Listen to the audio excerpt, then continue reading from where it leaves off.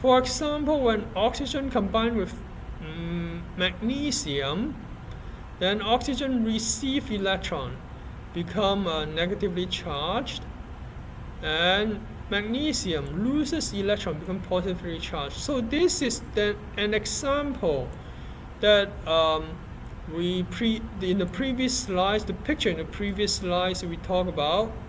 And as a matter of fact, this is formation of ions and ionic compound that we talked about at the beginning of the semester. Ionic bond. If you remember ionic bond, because it forms between a metal and non-metal. Therefore, magnesium is oxidized and oxygen is reduced. This is important to know which one is oxidized, which one is reduced.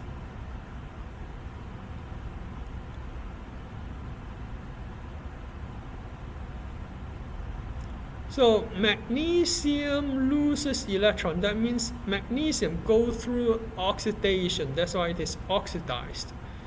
And oxygen gains electron. Oxygen gains electron. That means oxygen go through reduction. That's why oxygen is reduced. Another example, when oxygen is not involved, you remember sodium chloride that we use it to talk about to explain the ionic bond? Yes, so this is like different ways of putting it, ionic bond. So sodium is oxidized because sodium loses an electron, and chloride is reduced because chloride gains an electron. It also applies to covalent molecules when it has hydrogen atoms. That's why our definition extends to the loss of hydrogen atom and the gain of hydrogen atom. For example, in photosynthesis, this is the overall equation of photosynthesis. The energy here I want to emphasize is the solar energy. That means your sunlight. This is the equation you need to memorize in the next module. So sooner or later you need to memorize it. Hydrogen atom transfer from water to carbon dioxide so that glucose can form. So they're talking about this hydrogen atom is transferred to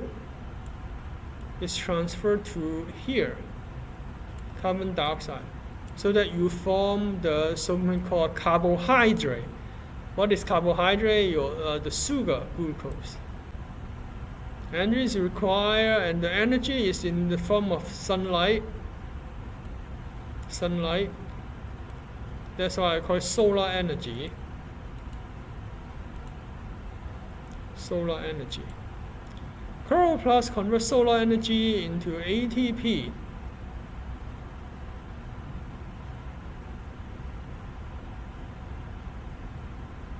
Now with hydrogen to reduce carbon dioxide into glucose. Correct, this is correct. We call this a light reaction. So the first part uses ATP, converts solar into ATP, then use along with hydrogen. So the first part, light reaction, is to break down the water. Yeah, so this sentence, based point number 3, basically summarizes the entire photosynthesis. Point number 3 summarizes the entire photosynthesis. Cellular respiration. Well, you also need to memorize the entire formula. The energy here is called ATP. This is the energy that it makes, and this is the major product.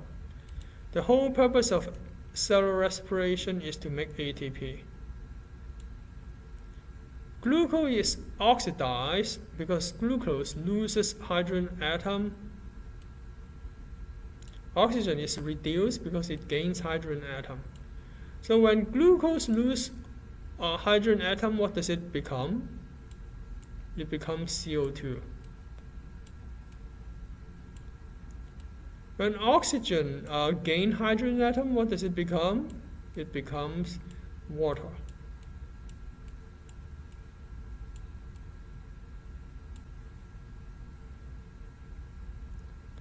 So complete oxidation, meaning that when we break the covalent bond in the glucose molecule so that the hydrogen atom can come out, then it produces this 686 kilocalorie of energy.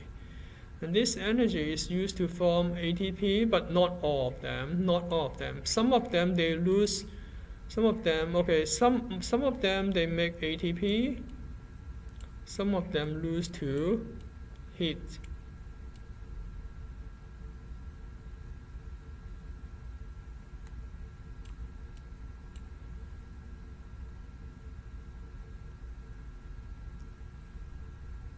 So we will talk about cellular respiration in details in the next module, and we will also talk about the details of photosynthesis in the next module.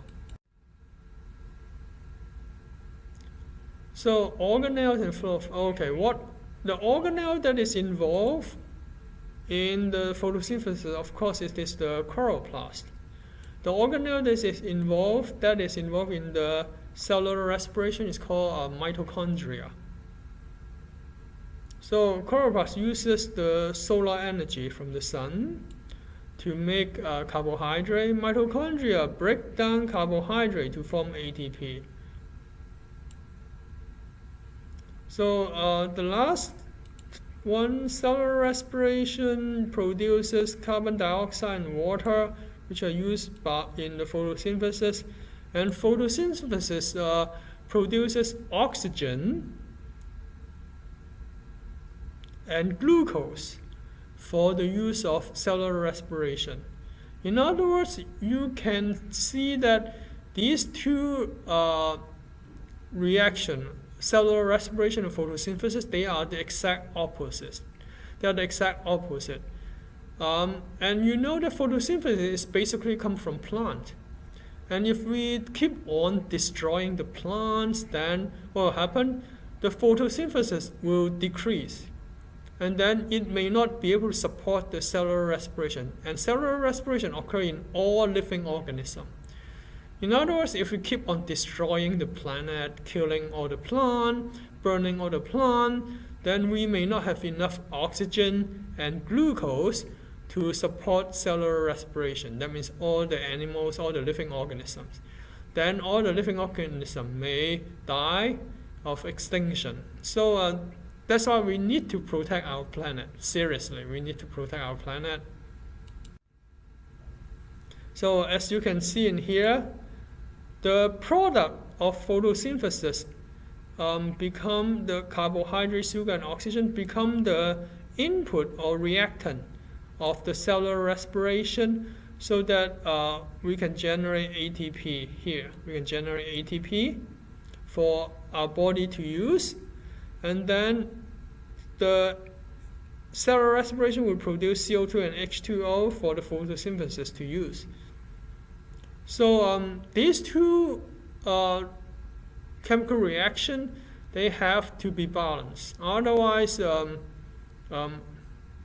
I mean, right now, as you know, that we keep on killing plants, cutting the forest. I really worry about this. So try to protect our world. Okay, that's the last message I will tell you. Protecting our world basically keep our children alive. So that's the end of the lecture and the module. The next exam will test this part. The next exam will test until this part. Yeah. So it's not cumulative. Thursday we will have the quiz. Yes. Okay.